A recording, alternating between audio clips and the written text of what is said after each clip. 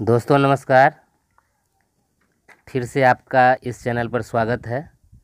हम लोग आज सीटीईटी की तैयारी के सिलसिले में समाजीकरण की प्रक्रिया, सोशलाइजेशन प्रोसेस को जानेंगे। सबसे पहले समाजीकरण का आशय हम लोग जान लेते हैं। समाजीकरण किसे कहते हैं, उसका अर्थ क्या है और इससे संबंधित सिद्धांत क्या है।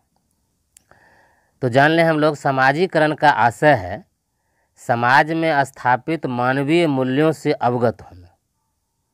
यानी मानवीय मूल्य का मतलब है कि जैसे दया, प्रेम, सेवा, सहयोग, ये जो मानवीय मूल्य हैं जिसको उच्च नैतिक मूल्य कहा जाता है, तो उस उच्च नैतिक मूल्यों से अवगत होना ये समाजीकरण कहलाता है।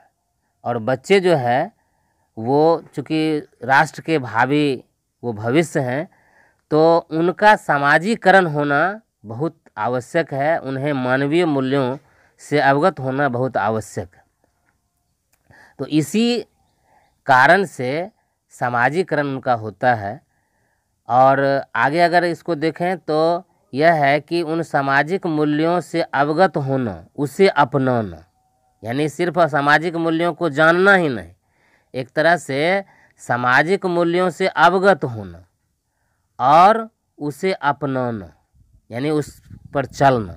सामाजिक विकास में अपनी सकारात्मक उपस्थिति दर्ज करना, अच्छे संस्कारों को ग्रहण करना और उसे अपने व्यवहार से संचरित करना। यानी कहने का मतलब है कि हम उच्च मानवीय मूल्यों को बच्चों में अध्यारोपित करते हैं। बच्चे समाज से सीखते हैं, ग्रहण करते हैं और वे अपने व्यवहार में उसे लाते हैं और उनके व्यवहारों को देख करके अन्य बच्चे भी सीखते हैं, अन्य लोग भी सीखते हैं।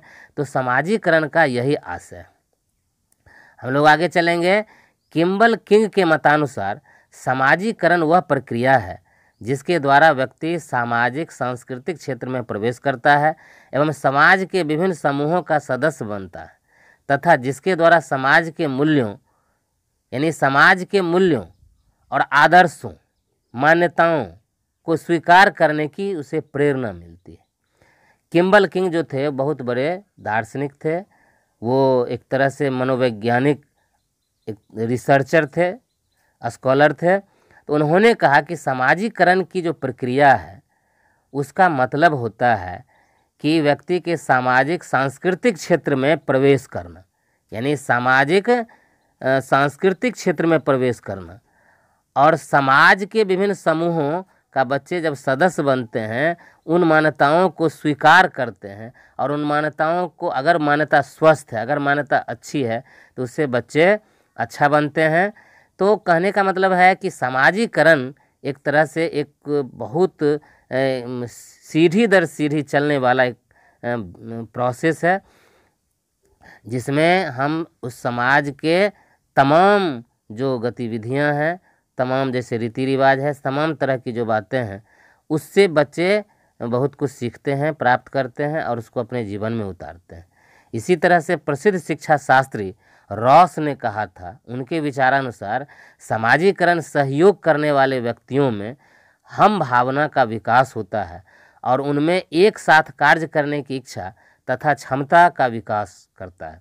यानी समाजीकरण जो है वह क्या है, तो समाजीकरण सहयोग करने वाले व्यक्तियों में हम भावना का विकास, यानी बच्चों में एक तरह से, चूँकि बच्चे जो होते हैं वो तब ज़्यादा सामाजिक होते हैं जब उन्हें महत्व मिलता है।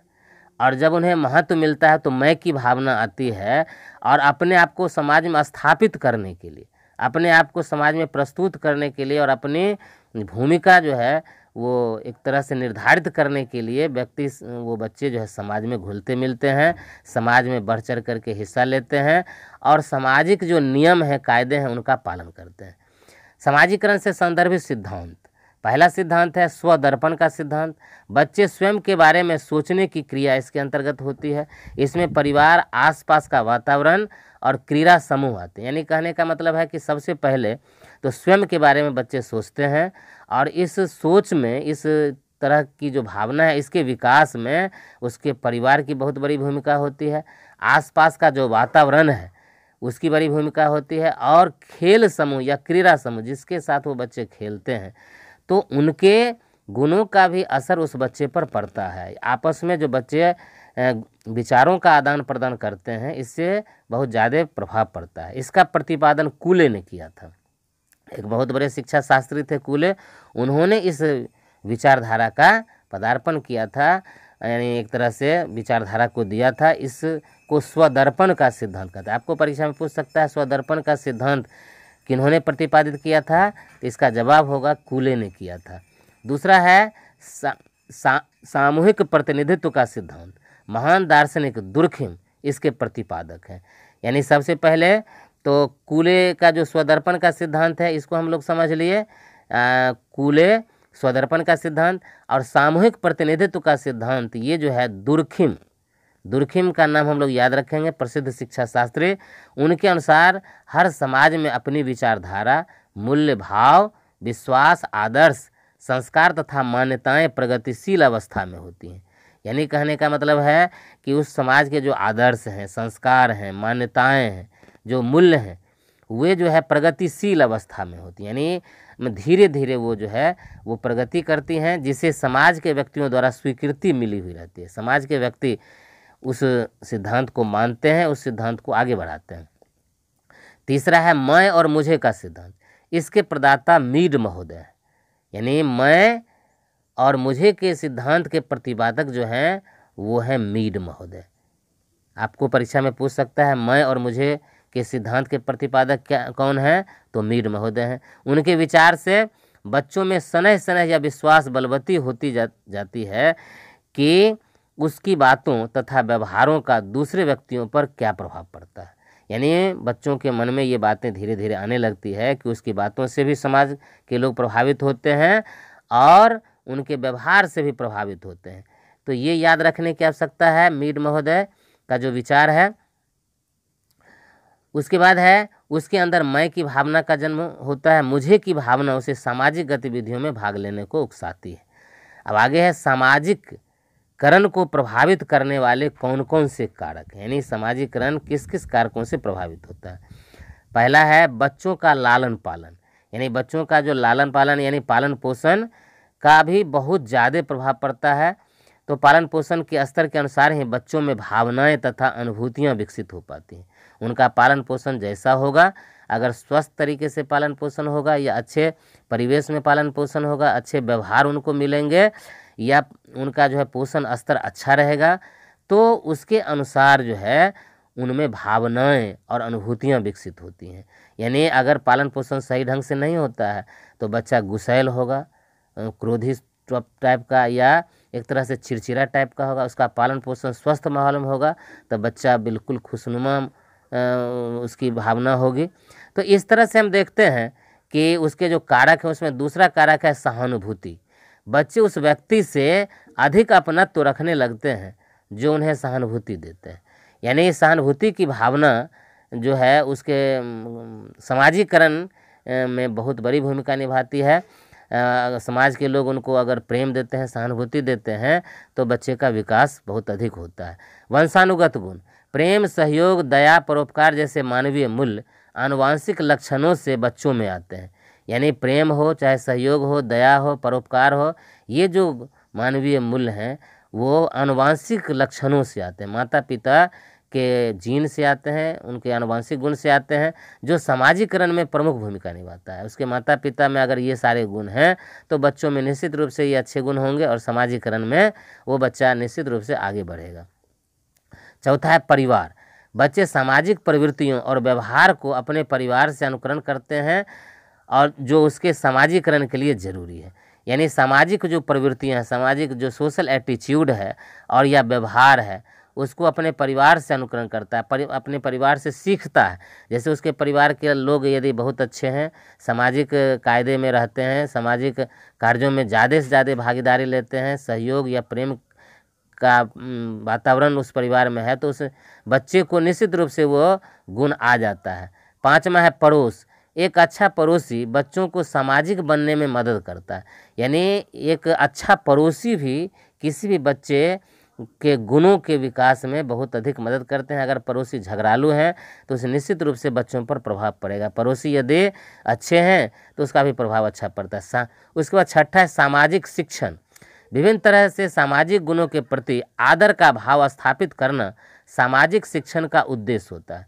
यानी विभिन्न तरह से सामाजिक गुणों के प्रति आदर का भाव, यानी आदर की भावना जो है वो सामाजिक, अगर मान के चलिए कि उस समाज में ऐसे ऐसे लोग हैं जिनको सामाजिक गुणों से बहुत आदर नहीं है या समाज में मिलजुल करके नहीं रहना चाहते हैं, तो बच्चा भी निश्चित रूप से वो आगे चल करके वो भी असामाजिक टाइप का या असामाजिक जो है उसकी गतिविधि होने लगती है, समाज में बढ़ चढ़ कर भाग नहीं लेता है।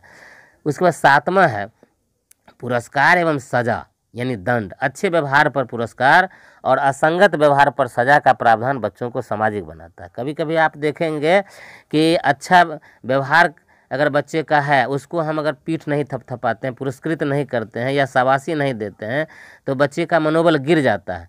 और बच्चे का मनोबल एक बार यदि गिर जाएगा तो निश्चित रूप से वो आगे अच्छा नहीं कर पाएगा। तो ये इसकी बहुत बड़ी भूमिका होती है सामाजिक बनने में।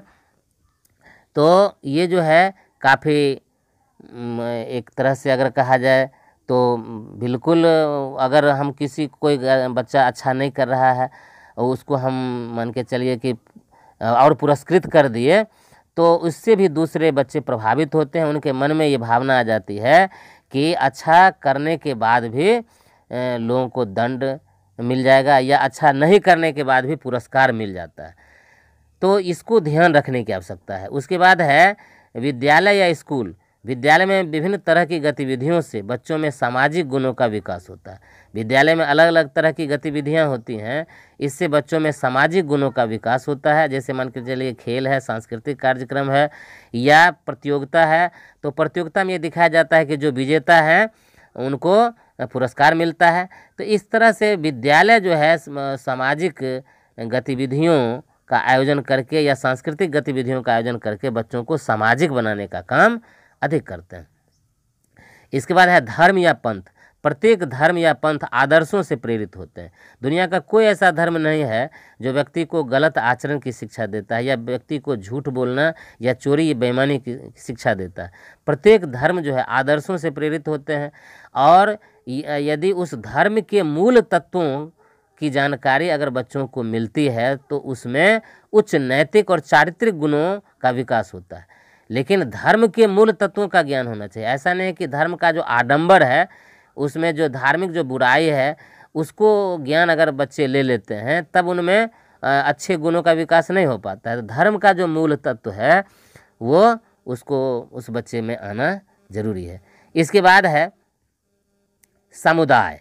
समुदाय की बड़ी भूमिका होती है। हर समुदाय अपने बच्चों में उच्च चारित्रिक गुणों का विकास करता है। यानी दुनिया का कोई ऐसा समुदाय नहीं है जो अपने बच्चों में ये शिक्षा देता है चोरी करो या मतलब गलत आचरण की शिक्षा नहीं देता है। हर समाज कुछ इस तरह की प्रक्रिया में रहता है, कुछ इस तरह के नियम सिद्धांतों पर चलता है जिसके कारण उस समाज में रहने वाले बच्चे जो है वो अच्छी अच्छी बातें सीखते हैं। इसके बाद है 11वां बच्चों की मित्र मंडली। बच्चे अपने साथियों से अनेक सामाजिक दायित्वों का निर्वहन करना सीखते हैं। यानी जितना भी सामाजिक दायित्व है वो अपने साथियों से सीखते हैं। तो उसके बाद है सामाजिकरण के विभिन्न प्रकार। तो पहला प्रकार है प्राथमिक सामाजिकरण। बच्चे सबसे पहले परिवार और मित्र मंडली में सामाजिक गुणों को सीखते हैं। शिक्षा, मूल्य, सांस्कृतिक व इस तरह की अनेक अभिवृत्ति का विकास जो है इस चरण में होता है। यानी प्राथमिक समाजीकरण जो होता है, यानी बच्चे शुरुआती दौर में जो होते हैं वो जो गुण सीखते हैं उनको प्राथमिक समाजीकरण कहते हैं। इस समाजीकरण में क्या होता है, अपने परिवार से, अपने मित्र मंडली से सामाजिक गुणों को सीखते हैं। तो इसमें शिक्षा, सांस्कृतिक या अन्य जो अभिवृत्तियां हैं, उच्च अभिवृत्तियां, ये सीखते हैं। उसके बाद द्वितीय या गौण समाजीकरण। इसके अंतर्गत विद्यालय परिवेश, खेल का मैदान और पड़ोसी आते हैं। इसके अंतर्गत जो है विद्यालय परिवेश आते हैं, खेल का मैदान आता है और पड़ोसी आते हैं। उसके बाद समाजीकरण की अवस्थाएं। शैशव काल, माता पिता पर बच्चे निर्भर होते हैं, वह दूसरों का ध्यान अपनी ओर खींचते रहते हैं।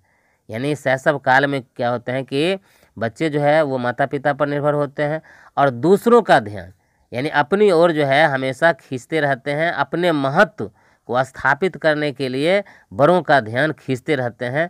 तो सामाजिकरण की ये सबसे पहली अवस्था मानी जाती है। दूसरी अवस्था है प्रारंभिक बाल्यावस्था। इस अवस्था में बच्चों में आक्रामकता की प्रवृत्ति का विकास होने लगता है। बच्चे आक्रामक होने लगते हैं, यानी किसी भी घटना पर वो जल्दी से जल्दी प्रतिक्रिया व्यक्त कर देते हैं। ये है प्रारंभिक बाल्यावस्था। उसके बाद है उत्तर बाल्यावस्था। प्रारंभिक बाल्यावस्था के बाद उत्तर बाल्यावस्था है। इस दौर में बच्चों में दूसरों के सुझावों को स्वीकार करने की प्रवृत्ति, प्रतियोगिता की भावना, सहानुभूति, भेदभाव की प्रवृत्ति आदि विकसित होने लगती है। ये उत्तर बाल्यावस्था जो है, इस अवस्था में क्या होता है कि बच्चे जो है दूसरों के सुझावों को स्वीकार करते हैं।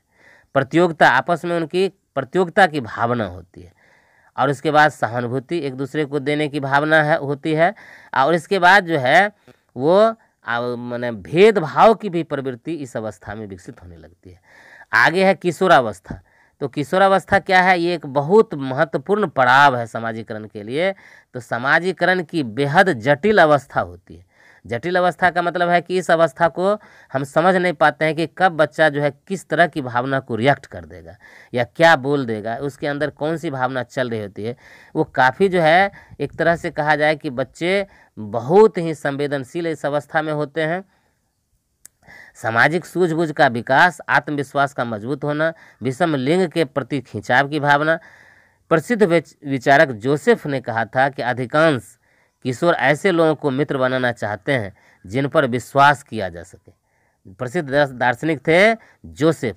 उन्होंने कहा था कि इस उम्र में किशोरावस्था के जो बच्चे होते हैं ऐसे मित्रों को बनाना चाहते हैं जिन पर वो भरोसा कर सके, जिन पर वो विश्वास कर सके। तो अब है समाजीकरण की प्रमुख अभिकर्ता, यानी कौन कौन से एजेंट होते हैं, कौन कौन से अभिकर्ता होते हैं, कौन कौन से लोग होते हैं जो समाजीकरण में भूमिका निभाते हैं। तो पहली भूमिका है शिक्षिकाओं की भूमिका। शिक्षकों की भूमिका सबसे अहम होती है। वे ऐसे वातावरण का निर्माण करते हैं जिससे बच्चों में श्रेष्ठ सामाजिक अभिवृत्ति जन्म ले। यानी शिक्षक जो होते हैं वो खुद आदर्श व्यवहार के परिचायक होते हैं। उनके व्यवहार से, उनकी बोली से, उनके रहने के ढंग से, उनके चलने के तौर तरीके से बच्चे बहुत कुछ सीखते हैं। तो शिक्षकों को चाहिए कि वो अपना आचरण, अपना जो है मानवीय मूल्य इस स्तर का रखें कि बच्चे उनसे अगर सीखते हैं तो श्रेष्ठ गुणों को सीख सकें। दूसरा है परिवार एवं अभिभावकों का हस्तक्षेप।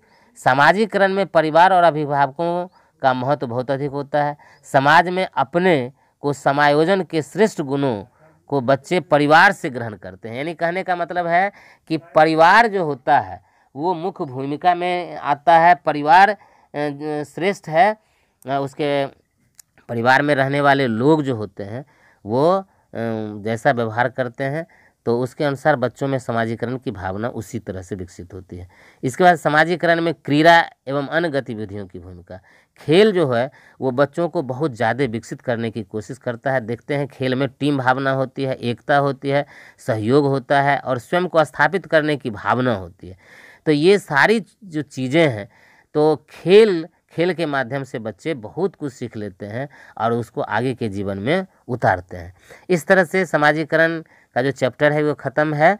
अब हम लोग आगे का जो चैप्टर है इसको देखेंगे। आगे पियाजे, कोहलबर्ग एवं वाइगोत्स्की के सिद्धांत, प्रिंसिपल ऑफ पियाजे, कोहलबर्ग एंड वाइगोत्स्की। पियाजे का संज्ञानात्मक सिद्धांत। पियाजे जीन पियाजे पूरा नाम है, बहुत बड़े वो एक शिक्षा शास्त्री थे, बाल मनोवैज्ञानिक थे।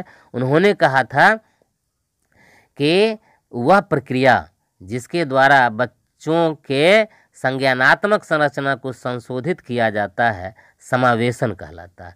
यानी कहने का मतलब है संज्ञानात्मक का सीधा मतलब है कि यानी उसको जो चीज़ अधिगम का जो चीज़ है, यानी ज्ञान से संज्ञान बना है। यानी इसके तरह से कहा जाए कि कोई भी चीज़ बच्चे जो सीखते हैं तो वो है कि संज्ञानात्मक संरचना को संशोधित किया जाता है जिसे समावेशन कहलाता है। समावेशन का मतलब है कि बच्चे जो होते हैं वो किस तरह से मतलब वो कहीं भी एडजस्ट होते हैं, समावेशित होते हैं, या उनको नए परिवेश में हम लाते हैं। तो एक तरह से उन्होंने कहा कि संज्ञानात्मक संरचना को संशोधित किया जाता है, जिस प्रक्रिया के द्वारा बच्चों के संज्ञानात्मक यानी ज्ञान प्राप्त करने की जो संरचना होती है, अधिगम प्राप्त करने की जो संरचना होती है, उसको संशोधित किया जाता है, उसको इस तरह का लाया जाता है जिससे बच्चे उस माहौल में बिल्कुल वो फिट बैठ जाते हैं, एडजस्ट कर जाते हैं, बिल्कुल अनुकूलित हो जाते हैं। वही प्रक्रिया समावेशन कहलाती है। इस सिद्धांत के अनुसार बच्चों में बुद्धि का विकास उनके जन्म के साथ जुड़े हुए रहते हैं, यानी बच्चों में जो बुद्धि का विकास है वो उनके जन्म के साथ जुड़े रहते हैं। बच्चे कुछ जन्मजात प्रवृत्तियों यथा वस्तुओं को पकड़ना, वस्तुओं तक पहुंचना, देखना, चूसना को लेकर जन्म लेता है। जब बच्चे जन्म लेते हैं तो उनको देखेंगे कि वो किसी वस्तु की ओर हाथ बढ़ाता है, उसको पकड़ने की कोशिश करता है, या किसी वस्तु को देखता है और मुंह में ले लेता है, चूसने लगता है। तो ये जो है वहीं से ये सिद्ध होता है कि उसमें एक मतलब किसी भी चीज़ के बारे में जानकारी प्राप्त करने की जो इच्छा होती है, जैसे कोई वस्तु मुंह में लेकर के उसके स्वाद से वो पता लगा लेता है कि वस्तु क्या है, कैसा है, वो छू करके, देख करके, इस तरह से ये स्वाभाविक प्रक्रिया होती है। बच्चे जैसे जैसे बड़े होते हैं तो जैसे जैसे बड़े होते हैं तो क्या होता है कि बौद्धिक क्रियाओं का दायरा बढ़ता चला जाता है। उनके सिद्धांत के अनुसार हमारे विचार और तर्क अनुकूलन के भाग हैं। उन्होंने संज्ञानात्मक विकास को 4 अवस्थाओं में बांटा है। संज्ञानात्मक जो अवस्था है उन्होंने 4 अवस्थाओं में बांटा है। पहला है इंद्रिय जनित गामक अवस्था। ये अवस्था जो है इंद्रिय जनित गामक अवस्था, इसको याद करने की आवश्यकता है, परीक्षा में पूछ सकता है कि इंद्रिय जनित गामक अवस्था कितने वर्ष से कितने वर्ष तक, जन्म से लेकर 2 वर्ष तक का जो उम्र है वह इंद्रिय गामक अवस्था का है। जिन वस्तुओं को बच्चे प्रत्यक्षतः देखते हैं उनके लिए उसी का अस्तित्व होता है। आप देखेंगे कि बच्चा जो है वो किसी वस्तु पर आंख गड़ाए हुए है, तब तक उसके लिए अस्तित्व है। जब आप देखेंगे उस वस्तु को आप चुरा लेते हैं या पीछे रख लेते हैं तो इसका मतलब है कि उसके दिमाग से वो वस्तु गायब हो जाता है। यानी काल्पनिक जो चीज़ें हैं वो उसकी माने वो उसका अस्तित्व बच्चे में नहीं रहता है, जो उसके सामने है उसी का अस्तित्व वो होता है। यह अवस्था अनुकरण, स्मृति और मानसिक निरूपण से संबंधित है। दूसरा है पूर्व संक्रियात्मक अवस्था। पूर्व संक्रियात्मक अवस्था जो होती है 2 वर्ष से लेकर 7 वर्ष तक के बच्चों में होती है। इस अवस्था में बच्चे पहले से अधिक समस्याओं का समाधान करने योग्य हो जाते हैं। पहले जितनी समस्याओं का समाधान करते थे या पहले जिस चीज़ को समझते थे उससे ज़्यादा चीज़ों को समझने लगते हैं। वह वस्तुओं में अंतर करने और पहचानने लगते हैं। उसमें वस्तु अस्थायित्व गुणों का विकास होता है, यानी वो जो है जब चीज़ों को छुपा लेते हैं तब भी उनका अस्तित्व उनके दिमाग में बना रहता है। तीसरा है मूर्त संक्रियात्मक अवस्था। मूर्त संक्रियात्मक अवस्था है 7 से लेकर 11 वर्ष तक के बच्चों में, और बच्चों में वस्तुओं को पहचानने, उनका विभेदीकरण और वर्गीकरण करने की क्षमता इसमें विकसित होती है। चिंतन क्रमबद्ध एवं तर्क संगत होना शुरू हो जाता है। उनका जो चिंतन है एक सिलसिलेवार चिंतन शुरू हो जाता है, एक स्टेप बाय स्टेप चिंतन शुरू हो जाता है। इसके बाद है अमूर्त संक्रियात्मक या औपचारिक अवस्था। 11 वर्ष से आगे, यानी यह जो अवस्था होती है अमूर्त संक्रियात्मक अवस्था, वह 11 वर्ष से ऊपर के बच्चों में होती है। तो 11 वर्ष से 18 वर्ष तक की अवस्था वाले बच्चे इसमें शामिल होते हैं। और इसमें आवर्त यानी इसमें को कहा जाए तो चिंतन अमूर्त होता है। अच्छी तरह सोचने, समस्या का समाधान करने और निर्णय लेने की क्षमता होती है, यानी उनमें कल्पनाशीलता का विकास होने लगता है और अच्छी तरह से सोच करके किसी समस्या का वो समाधान कर सकते हैं। जीन पियाजे के संज्ञानात्मक विकास के सिद्धांत का शैक्षणिक महत्व, यानी जीन पियाजे ने संज्ञानात्मक विकास का जो सिद्धांत दिया उसका शैक्षणिक महत्व क्या है। इस सिद्धांत के अनुसार बच्चों का मानसिक विकास सीढ़ी दर सीढ़ी होता है, यानी एक गुण के बाद उसके बाद पहले सरल गुण, उसके बाद उससे जटिल, फिर उससे जटिल, फिर उससे, एक तरह से सीढ़ी दर सीढ़ी विकास होता है बच्चों में, संज्ञानात्मक विकास। उसके अनुसार बच्चों के मानसिक विकास की अवस्था का निर्धारण कर उसे शिक्षित करने हेतु शिक्षकों को योजना बनाना पड़ता है। यानी कहने का मतलब शिक्षक पहले से जानते हैं कि इस उम्र के बच्चों में ये विकास होगा, इसके बाद का जो उम्र आएगा उसमें ये विकास होगा, उसके बाद का उम्र आएगा अब ये ध्यान शिक्षकों को रहता है और उसके बाद वो योजना बनाते हैं तो बच्चों का विकास बहुत सुंदर तरीके से होता है। दूसरा है बाल्यावस्था तार्किक चिंतन की अवस्था होती है, इसलिए उनकी तार्किक क्षमता में वृद्धि का प्रयास शिक्षकों द्वारा होना चाहिए। बाल्यावस्था में तार्किक चिंतन की अवस्था का विकास होता है तो शिक्षकों को पहले से पता होना चाहिए और तब जो है शिक्षक के द्वारा प्रयास किया जाता है कि किस तरह से उनमें तार्किक क्षमता का विकास हम कर सकते हैं। इसके बाद है कि समान रुचि के विद्यार्थियों यानी समान रुचि के विद्यार्थियों को छोटे छोटे समूह में विभाजित कर, यानी जो समान रुचि के विद्यार्थी हैं, अब खेलने वाले बच्चे हैं तो हम उन खेल की प्रवृत्ति वाले उनको एक ग्रुप में, कई बच्चे ऐसे हैं जिनको गीत बहुत अच्छा लगता है उनको एक समूह में, कई ऐसे बच्चे हैं जिनको हिंदी पढ़ना बहुत अच्छा लगता है उसको एक समूह में।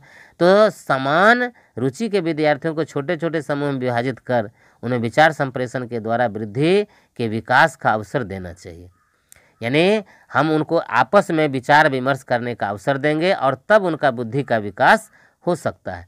चौथा है प्रयोगात्मक शिक्षा से नए दृष्टिकोण का विकास होता है, यानी हम हमेशा किसी भी चीज़ को जो स्थापित चीज़ है उसको हम प्रयोग के द्वारा हम सिद्ध जब बच्चों को करते हैं तो उसमें नए दृष्टिकोण का विकास होता है।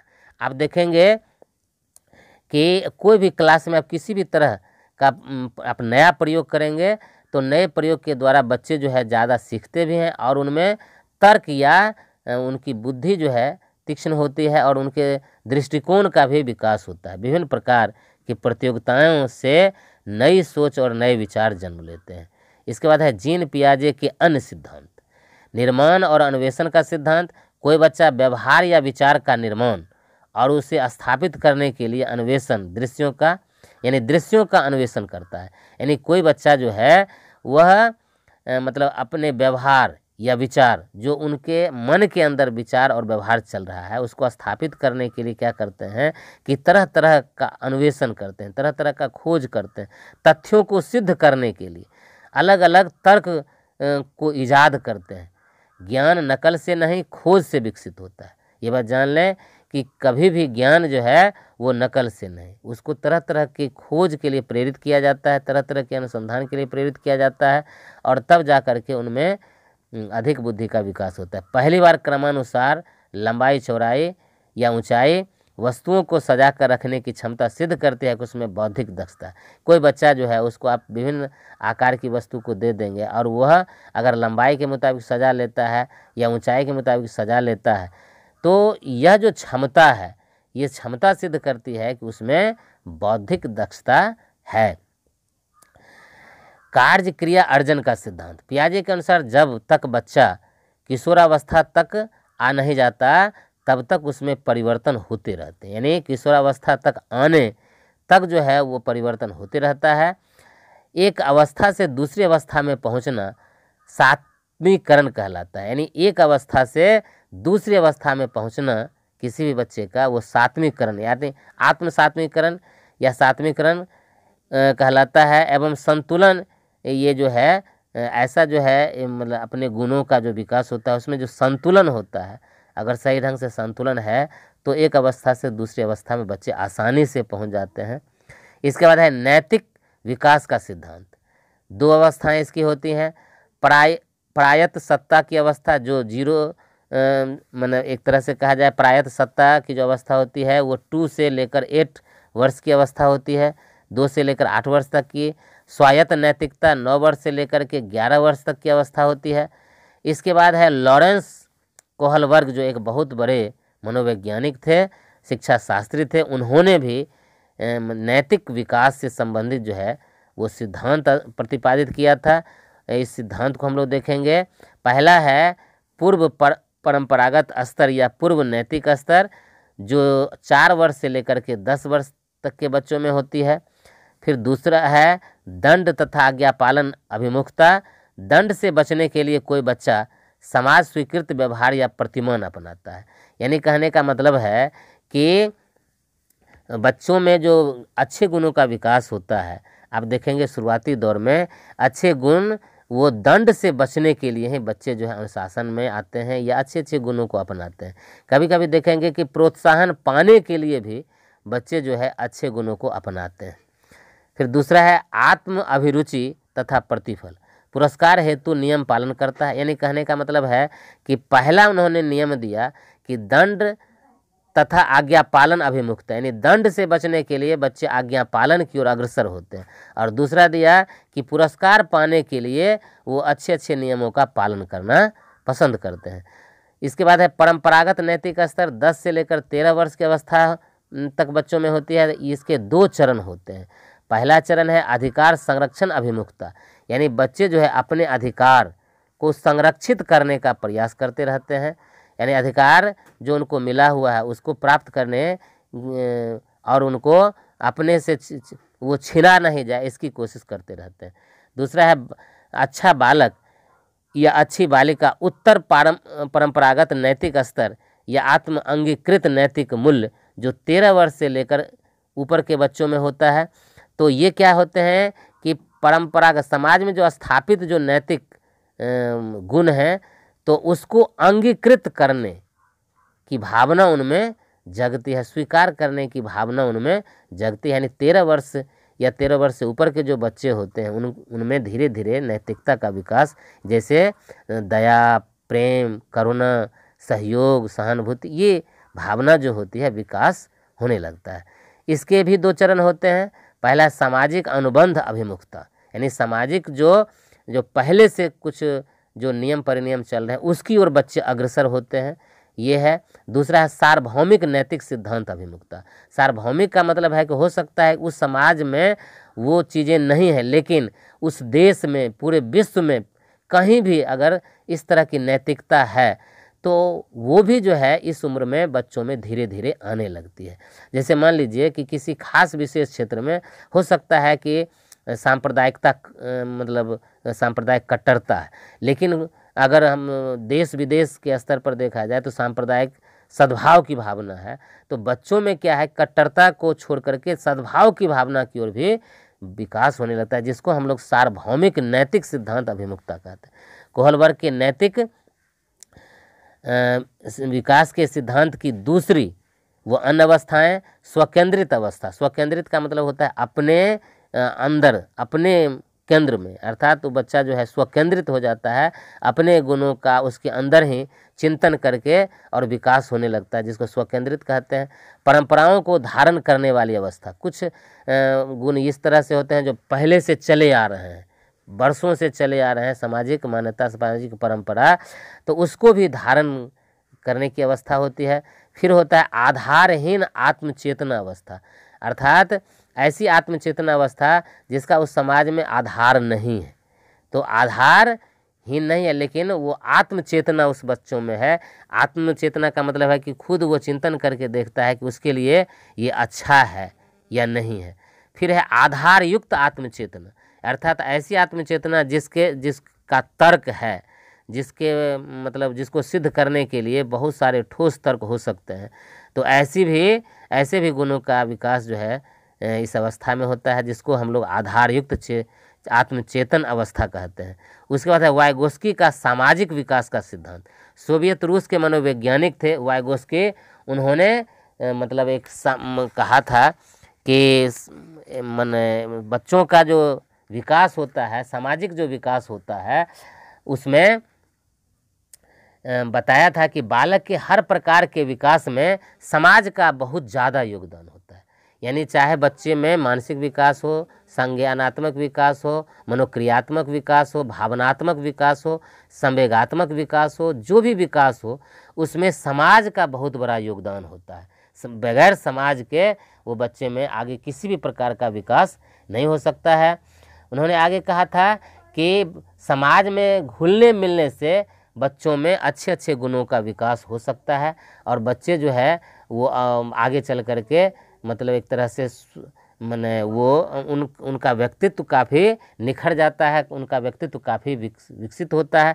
तो समाज को एक तरह से बहुत बड़ी भूमिका उन्होंने बताया कि समाज की बहुत बड़ी भूमिका होती है और किसी भी तरह से, चाहे वो विद्यालय का समाज हो, मित्र मंडली हो, चाहे उसके घर के आसपास का समाज हो, तो यह जो है एक बहुत